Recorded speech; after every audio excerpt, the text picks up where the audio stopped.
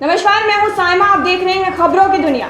आइए नजर डालते हैं इस वक्त की बड़ी खबरों पर। एक तरफ योगी सरकार अपराधियों पर लगाम लगा रही है और अपराधियों के जेल में होते हुए भी उनकी सारी संपत्ति जब्त कर रही है, तो दूसरी तरफ बेखौफ लोग थाने के पास ही ताबड़तोड़ फायरिंग करके व्यक्तियों को मौत की नींद सुला रहे हैं। ये योगी सरकार के खोखले वादे और दावे सिर्फ भाषण देने के लिए ही बचे हैं।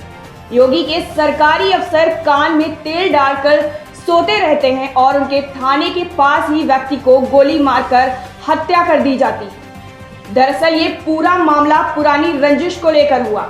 आपको बता दें कि विवाद के दौरान सुशील और रेशु ने विपिन पर ताबड़तोड़ फायरिंग की। बचाव में विपिन भागा तो दौड़ाकर उसे गोली मार दी, जिससे गोली विपिन के सिर पर जाकर लगी। इसके बाद मौके से खूनी भागकर फरार हो गए। साथी और ग्रामीण घायल विपिन को आनंद फानंद ट्रॉमा सेंटर लेकर पहुंचे, लेकिन डॉक्टरों ने वहां उसे मृत घोषित कर दिया।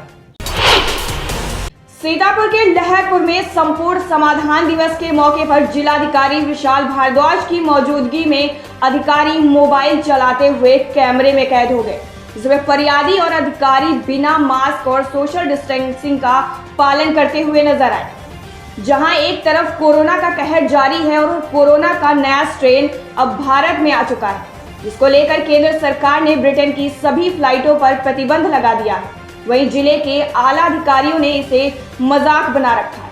केंद्र सरकार व राज्य सरकार की मंशा पर पानी फेरते हुए ये आला अफसर नजर आ रहे हैं। तहसील लहरपुर में समाधान दिवस के मौके पर यह सारा कारनामा जिला सीतापुर के जिलाधिकारी विशाल भारद्वाज की मौजूदगी में ही देखने को मिला।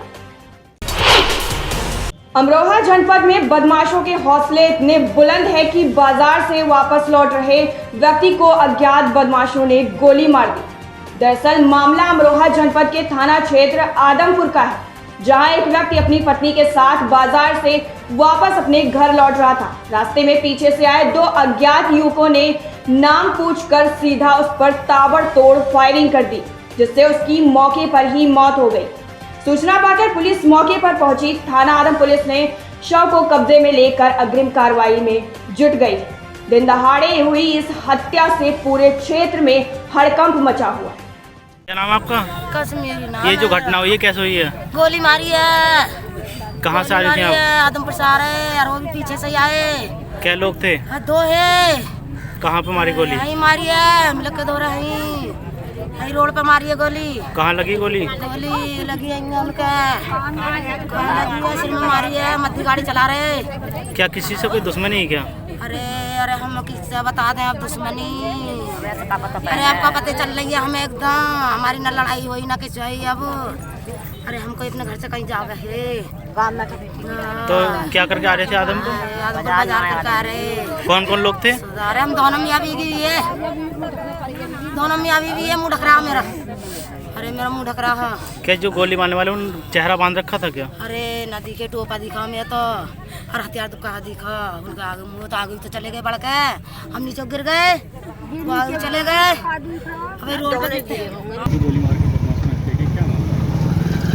देखिए ऐसा है, ये हस्बैंड वाइफ हैं। वो आदमपुर मार्केट में कुछ सामान खरीद कर अपने घर की तरफ जा रहे थे।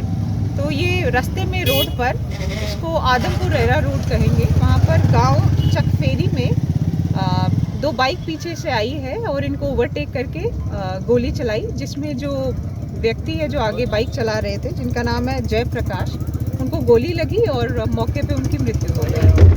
जो अभी तक हम लोगों ने छानबीन की है, जिससे पता चल रहा है कि हो सकता है कुछ पर्सनल रंजिश की बात हो। परिवारीजनों से हम इस बारे में अभी सघन पूछताछ कर रहे हैं, क्योंकि कोई बातचीत भी नहीं हुई है। उद्देश्य भी यही था कि मृतक इनको मार सकें। वाइफ अभी कुछ पुलिया वगैरह हमको बताई है उनकी वाइफ ने, उसी के बेसिस पे हम लोग आगे की कार्रवाई कर रहे हैं। अच्छा मैडम, घटना के दौरान क्या कोई लूट जैसा मामला आया क्या सामने? नहीं, लूट जैसी कोई बात नहीं आई है। जो चीज़ें अभी तक की जांच में सामने आई है, कोई पर्सनल रंजिश का एंगल है, इसीलिए परिवार वालों से एक बार अलग से बात। रायगढ़ जिला पुलिस का प्रेस मिलन समारोह संपन्न हुआ। पुलिस अधीक्षक संतोष कुमार सिंह ने वर्ष 2020 का वार्षिक लेखा जोखा पत्रकार वार्ता में पत्रकारों के सामने प्रस्तुत किया। पुलिस अधीक्षक ने बताया कि वर्ष 2020 के दौरान जिला पुलिस रायगढ़ लॉकडाउन में लोगों की सुरक्षा व अमन कानून बनाने में कई चुनौतियों से जूझती रही।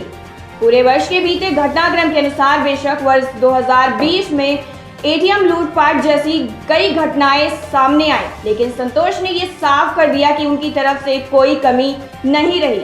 वर्ष 2020 में जिला पुलिस की नशे की रोकथाम के लिए की गई कार्रवाई से अपराधियों में हड़कंप मचा रहा।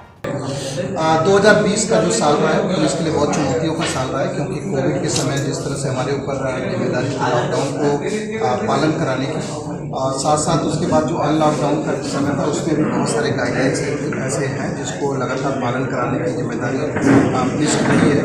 और साथ साथ जो अपराधों की संख्या में भी अगर देखा जाए पिछले साल की तुलना में कमी बहुत नहीं आई है। 3200 अपराध पिछले साल कायम थे, इस साल भी 3200 के आसपास अपराध है। विशेषकर लॉकडाउन के बाद अपराध कई सारे जो छोटे अपराध हैं वो बढ़े हैं। तो अपराधों के जो निकाल के साथ साथ कोविड के समय लोगों की सुरक्षा एक प्रमुख चैलेंज था, जिसमें रायगढ़ पुलिस ने एक अच्छा अपना रोल प्ले किया है। कुछ ऐसी चीज़ें रही हैं जैसे हमारा साल में देखा जाए एटीएम लूटकांड रहा हो, चाहे डबल मर्डर संबलपुरी का डबल मर्डर रहा हो, चाहे अभी रिसेंट का धर्मजयगढ़ का किडनैपिंग का केस रहा हो, चाहे विस्फोटक पे कार्रवाइयाँ रही हों, चाहे एक्साइज पे कार्रवाइयाँ रही हों, सभी में कार्रवाइयाँ लगातार जारी रही। और हमारी कोशिश ये रही कि सभी जो अपराधियों में भय पुलिस का बना रहे, लोगों को फैसिलिटेट करने के लिए भी हम लोग लगातार काम करते रहे। पूरे ज़िले का जो अपराधों का निकाल भी बहुत अच्छा रहा। एक हमारा जो थाना है उसमें 1% के आसपास भी अपराध आ गए थे, और कुछ थानों के अपराध जो 10% के आसपास या उसके थोड़े ऊपर है। तो अपराधों के निकाल का भी एक चैलेंज रहा, लेकिन उसको भी किया गया है। इसके अलावा जो कार्रवाइयाँ हों, चाहे एक्साइज की कार्रवाइयाँ हों, चाहे आर्म्स एक्ट की कार्रवाइयाँ हों, विस्फोटक पे कार्रवाइयाँ हों, अवैध परिवहन पे कार्रवाइयाँ हों, उस पर भी ज़िले में लगातार कार्रवाइयाँ की गई। और सोशल पुलिसिंग में भी इस साल जिला पुलिस ने एक नए आयाम निर्धारित किए और उसको पाया। एक हमारा एक रक्षा सूत्र मास का अभियान काफ़ी अच्छा चर्चित रहा, जिसमें ये जो अवेयरनेस का ड्राइव था लोगों को मास्क के प्रति प्रेरित करने के लिए, न केवल छत्तीसगढ़ में बल्कि पूरे देश भर में इसकी चर्चा हुई। कई सारे अन्य अभियान कोविड के दौरान पुलिस द्वारा चलाए गए। संवेदना अभियान जो बाढ़ के दौरान बाढ़ पीड़ितों को राहत पहुंचाने के लिए चलाया गया, वो भी काफ़ी पॉपुलर रहा। इसके अलावा जो जिले में प्रदेश स्तर से समर्पण अभियान वृद्धों के लिए हो या गूंज अभियान महिलाओं बच्चों के लिए हो, उसमें भी काफ़ी सराहनीय उसमें हमारा काम हुआ, जिसको लोगों ने अप्रिशिएट किया। ज़िले में 149 नाबालिग बच्चों को, जिसमें FIR दर्ज था, उनको पुलिस अलग अलग राज्यों से ढूंढ के लेके आई। इसके अलावा करीब 150 के आसपास जो गुम इंसान हैं अलग अलग राज्यों में जो गुम थे, उनको भी रिकवर किया गया।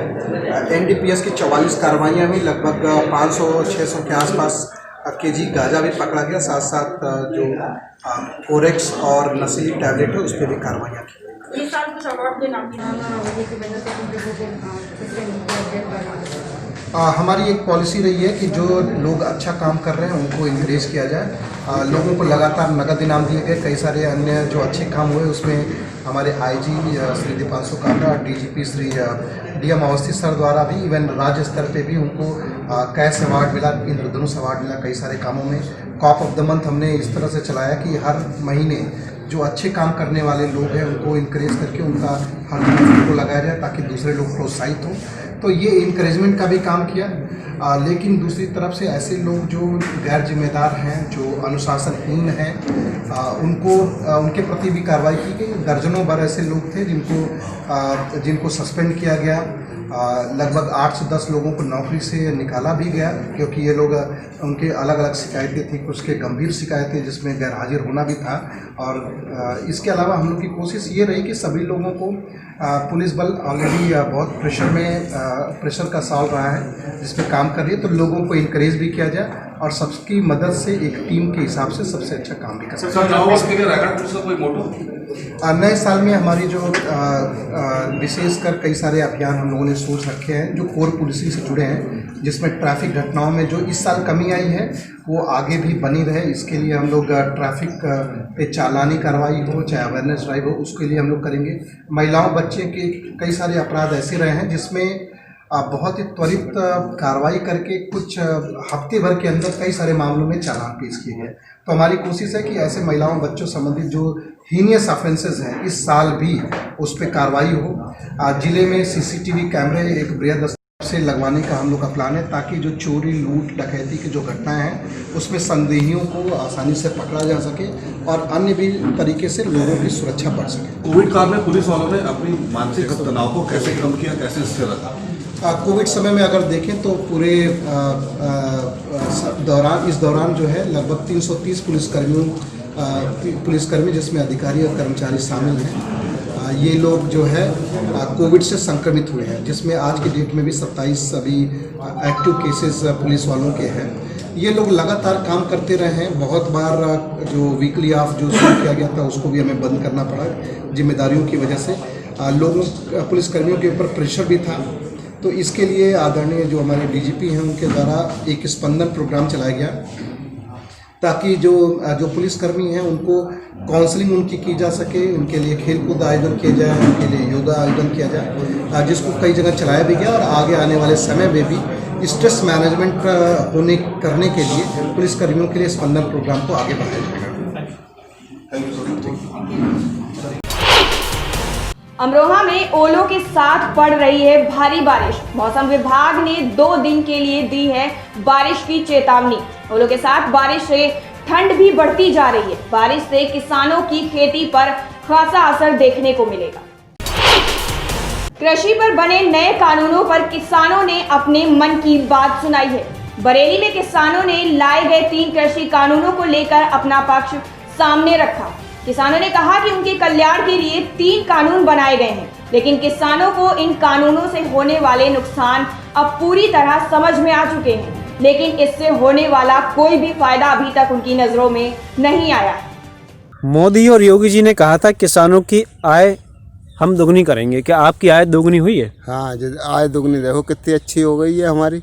रही बच्ची गाय खाए जा रही हैं, उन्हें रात भर रखा है, नील गायों को रखा है, और फिर बाद में अगर उसको जैसे तैसे मेहनत करके रात दिन जाग के उसे मतलब पैदावारी कर लें, उसके बाद में आय दुगनी हो रही है। 1000 रुपये बिक तो रियाज आय दुगनी हो रही है। और रहा पानी का सवाल, अगर पानी की ज़रूरत होती है कि चलो वैसे ज़मीन में पानी नहीं था, अपने ट्यूबवेल लगवा लिए, अब उसको जो उसका कर्जा उर्जा कर करा के उसमें ट्यूबवेल लगा लिया, और उसमें कि उसके बाद भी बिजली नहीं है, गोल पड़ी है, अब कोई टाइम टेबल ही नहीं है। 18 घंटे की बात करी जाती है, मुश्किल से 6 घंटे 7 घंटे लाइट नहीं मिल पाती है, वो भी काट काट के मिलती है। जितने खेत में पानी चला दिया उतना ही सूख जाता है। तो मतलब आय दुगनी होने का कोई सवाल नहीं हुई आपकी? आय दुगनी तो दुगनी रही, दुगनी उसमें से आधी में से भी कटी जा रही है। लगता है किस तरीके से आय दुगनी हो सकती है? कोई सूरत नहीं है आय दुगनी होने की, कोई सूरत नहीं है, कोई कर ही नहीं सकता। कोई भी प्रधानमंत्री आ जाए, कोई भी मुख्यमंत्री आ जाए, आय दुगनी नहीं हो सकती किसान। तो फिर ये क्या जुमलेबाजी है? जुमलेबाजी कही जाएगी। किसान की आय दुगनी हो कैसे जाएगी? कोई बताए हमें, कौन से हिसाब से कर देगा? किसान की आय दुगनी कैसे हो जाएगी? आज पहले अभी तक डीजल का रेट 50 रुपये था, आज 70 रुपये है। यूरिया का रेट 200 रुपये था, आज 270 रुपये है। 45 किलो का पूरी है। DAP 700 रुपये की 600 रुपये की थी, आज 1200 रुपये की है, वो भी मिल नहीं रही है। जो दवा हम लगाते हैं, स्प्रे करते हैं कीटनाशक और घास की, वो 100 रुपये में मिलती थी, आज 300 रुपये में मिल रही है एकड़ की। दुगनी कहाँ से हो जाएगी? रेट हमारा 10 साल पहले जो बासमती थी वो 8,000 10,000 रुपये को बिका करती थी, बासमती जो भी थी। आज बासमती का रेट 3500 3,000 रुपये हो नहीं पा रहा है। तो आय दुगनी कहाँ से हो जाएगी? कम हो रही है। सरकार कह रही है हमने इस बार धान खरीद का जो लक्ष्य था उससे ज़्यादा खरीदारी करी है। क्या आपका धान बिका सरकारी? नहीं, हमारा नहीं बिका। MSP हमारे पूरे कहीं तहसील औला में नहीं लगी है, और लगी तो पता नहीं कहाँ कागजों में लग गई। आपने क्या रेट बेचा? हमारा तो 1000 रुपये गया मोटा धान, और 15 0 हो गया 14 साढ़े 1400। मतलब MSP रेट नहीं मिला? कोई MSP। बहराइच के नानपारा ग्राम सभा दौलतपुर कारिंगा गांव में कंबल वितरण का आयोजन किया गया। वहीं इस मौके पर जिला मंत्री वंदना मिश्रा, संस्था प्रभारी जाकिर हुसैन के साथ कई कार्यकर्ता मौजूद रहे। कि जैसे नफीस भाई को हमने सौंप दिया काम कि जी जाइए कीजिए, लेकिन इसमें बहुत लोग ऐसे हैं जिन्होंने रजिस्ट्रेशन अपना नहीं करवाया। सही। रजिस्ट्रेशन के बिना ना कंबल मिल सकता है, ना पैसा मिल सकता है, ना साइकिल मिल सकती है, ना घोड़ा मिल सकता है, ना हाथी मिल सकता है, कुछ नहीं। यह निवेदन हमारा है कि जिन लोगों ने अभी तक नहीं रजिस्ट्रेशन करवाया होगा। बरेली में नए आईएएस जोगिंदर सिंह ने चार्ज संभालते ही क्लासिक स्कूल और आजाद पेट्रोल पंप के बीच में 20 बीघा जमीन पर बने अवैध कॉलोनी को बुलडोजर चलवा दिया। सत्यपाल और ओम प्रकाश की अवैध कॉलोनी 20 बीघा जमीन पर बनी हुई थी। बरेली में एक अजीबोगरीब घटना सामने आई है। दरअसल एक बंदर को फल खाने से रोकने के लिए फल बेचने वाले को जेल की हवा खानी पड़ी। आपको बता दें कि बंदर को भगाने के लिए दुकानदार ने उस पर लाठी से वार किया, जिससे उसे काफी गंभीर चोट आई। स्थानीय लोगों ने पुलिस को सूचना देकर दुकानदार को जेल भिजवा दिया। ये पूरा मामला भोजीपुरा का बताया जा रहा है। भारत में पाकिस्तान की महिला बानो के खिलाफ एफआईआर दर्ज कर ली गई है। दरअसल ये पूरा मामला एटा का है, जहां बानो नाम की पाकिस्तानी महिला प्रधानी चला रही थी। जब ये मामला सामने आया तो पुलिस कार्यवाही में जुट गई। वैसे तो मामला खुलते ही बानो ने अपने पद से इस्तीफा दे दिया है, लेकिन पुलिस अब भी मामले की तह तक पहुंचने की कोशिश में लगी हुई है। चल रहा है मामला कि आप पाकिस्तान की हैं, वीजा पे रह रही हैं, आप यहाँ प्रधानी का चुनाव भी लड़ लिए, तो पूरा मामला क्या है इसमें, क्या कैसे हुआ है ये सब? बाबूजी, हम प्रधानी नहीं लड़े, ना हमने चुनाव लड़ा है। उसकी प्रधान की भाभी ख़त्म हो गई थी तो उसने हमें प्रधान बनाया था। मैं मतलब वो मीटिंग लगी थी, उसने हमें प्रधान किया था। उसके बाद जो कुछ किया है उसने किया है। वो मेंबर करा तो उसने ही करा। आधार कार्ड हमारा उसने बनवाया, फ़ोटो वोटो खिंचवा के ले गया। हमें कुछ मालूम नहीं, हम अनपढ़ आदमी, हम क्या जानते हैं। हम पढ़े लिखे हो तो हम कुछ जाने ना। मोहल्ला का ही भतीजा है। अच्छा, आपके फादर जो है पाकिस्तान से आए थे क्या? हमारे फादर आए थे पाकिस्तान से एक दफ़ा हमको लेके 1 साल बाद, फिर वो यहाँ से चले गए 1 महीने रह के। उसके बाद हमारी माँ जाके ख़त्म हो गई, तो 1 महीने बाद हमारे फादर फिर हमें लेके यहाँ पे आ गए। यहाँ आके फिर इन लोगों ने, हमारे घर वालों ने, दादा थे, दादी थी, अब तो खैर सब ख़त्म हो गए। उन्होंने की लड़की सियानी है, इनकी शादी कर दो, तुम कहाँ लेके डोलोगे। फिर उन्होंने LIO ऑफिस वालों से बातें की, तो उन्होंने किया ठीक है, तुम अपनी लड़कियों की शादी कर दोगे तो तुम यहाँ पर रह जाओगे। तो हमारे पिताजी ने ये कही कि कोई झगड़ा तो नहीं पड़ेगा, है सकता मुझे भेज दो, मेरी लड़कियाँ रह जाएं। कि नहीं, कोई झगड़ा नहीं होगा। तो उस दौरान हमारे पिताजी ने हमारी शादी कर दी। शादी के बाद 2 साल हमारे पिताजी यहाँ पर मुकदमा भी लड़े रहने के लिए। मुकदमा वो हार गई, उनको भेज दिया गया यहाँ से और हमको यहाँ पे छोड़ गए। हम ना हमारा पासपोर्ट है ना हमारा वीज़ा है, पिताजी के पासपोर्ट के वीज़ा में आए थे हम। तो आपको नागरिकता नहीं मिली यहाँ की? नागरिकता नहीं मिली। तो मतलब आपका रिन्यूअल होता रहा है? रिन्यूअल ये लोग आते हैं LIO वाले, वो कह जाते हैं हम रिन्यूअल करवा जाते हैं। अब तो पैसा भी बहुत खर्च करवा रहे हैं, 1500 से 1800 रुपया खर्चा होता है। पहले 15 रुपये में होता था, अब तो 1800-1900 रुपया खर्चा हो रहे हैं हर साल। तो आपका ये आधार कार्ड, राशन कार्ड, ये सब किसने बनवाया है? ये इसी ने बनवाया है। किसने? अमीर हसन जी। और अब ये झगड़ा कर लिया हमसे। अभी हमने पैसों की मना कर दी तो इन्होंने झगड़ा किया हमसे, गोली भी चलाई। गोली का झूठा नाम लगा दिया कि भतीजे की गोली लग गई। ये डर के मारे भाग गए बेचारे सारे, को गोली लगी है तो झगड़ा खर्रा हो जाएगा। फिर इन्होंने हमारी लूट करी है, ताले भी लगाए, लूट भी करी, ताले तोड़े, सब सामान निकाल ले गए। हमारा घर बर्बाद कर दिया सारा इन लोगों ने। और अभी भी ये गाली देते हैं। और 1 महीना ये जेल भी बाप बेटे जेल में भी रहा है। मेरे ससुर बीमार हो गए, उसमें ये ख़त्म हो गए। जब 3 दिन डेड बॉडी रखी रही है, उसके बाद ये वहाँ से जमानत से बुलाए। जब उनकी डेड बॉडी लगी है, मेरे लड़के को तो बाबा का मुंह भी नहीं मिला देखने के लिए। अख्तर जी, आपकी पत्नी जो है पाकिस्तान का जो उनका वीज़ा चल रहा है उस पर कोई जैसे प्रशासन का कहना है कि उन्होंने चुनाव लड़ा, पूरे कागज़ नहीं दिखाए, तो पूरा मामला क्या है, आपको क्या जानकारी है इसकी? सरकार, हम अनपढ़ आदमी हैं, हमें कोई जानकारी नहीं है। हमारी जो पत्नी है जो अपने पिता के वीज़ा पे आई थी, इन पर कोई पासपोर्ट वीज़ा नहीं है। जो एटा के ऑफिस वाले आते हैं 1 साल बाद वो रिन्यू करा देते हैं। अब की साल 2 साल बाद हुआ है। हमारा एक पड़ोसी है, मोहल्ला का बिरादरी है, अमीर सर नाम का, उसने ही मतलब वोट डलवाए। उसकी भाभी प्रधान थी। उसके बाद वो जब ख़त्म हो गई तो मेंबरों के हिसाब से उन्होंने हमारी पत्नी को मतलब कि चाची तुम प्रधान हो गई, और इस वजह से मतलब अंगूठा लगवाता रहा। हम तो कोई जानकारी नहीं थी। और एक बार उसने आकर के कहा कुछ पैसा निकालना है, अंगूठा लगा दो, तो हमने मना कर दिया कि भैया अंगूठा नहीं ले, ऐसे पैसे हम कैसे निकालेंगे भैया, गरीब आदमी है जो है वो। इसी वजह से उसने हमारे साथ दुर्घटना की, मार पीटे भी की। हमारा उसने एक मकान घेर लिया ज़बरदस्ती, अपना ताला डाल दिया, आधा मकान तोड़ भी दिया है और पूरा सामान खींच ले गया।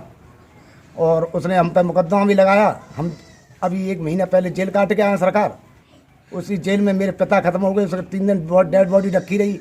उसके बाद मुझे मिट्टी मिली है बाप की मुंह देखने के लिए मेरे साथ मतलब। अच्छा, वो आपका वोट आधार कार्ड ये किसने बनवाया था? ये सब अमित सर ने बनवाया सरकार। हमें तो कोई जानकारी नहीं है। गांव में जो खींचने वाले आए फोटो के तो लगा के ले गया था और उसी ने ला के दे दिया था।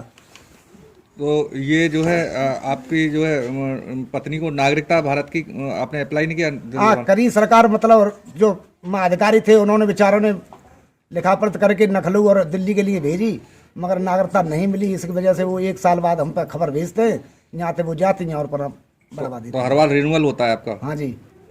अच्छा, तो आपको इसकी जानकारी कब हुई? मतलब प्रशासन के लोग आए, कैसे पता लगा आपको कि ये हमको ये मालूम पड़ी सरकार के जब जे हमारे पास आप जैसे लोग आए तो उन्होंने पूछा, उन्हें तुम्हारा कोई वो नहीं है, तुम प्रधान हो, इससे इस्तीफा दे दो।